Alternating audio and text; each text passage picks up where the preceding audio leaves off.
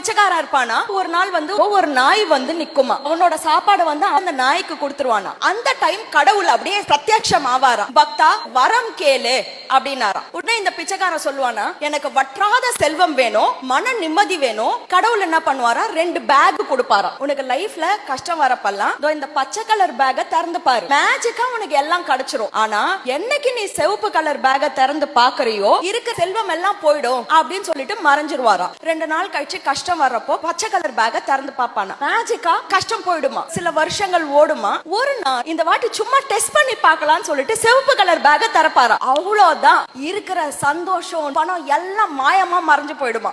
கடவுள் கொடுத்த அந்த 2 பேக்னா என்னது?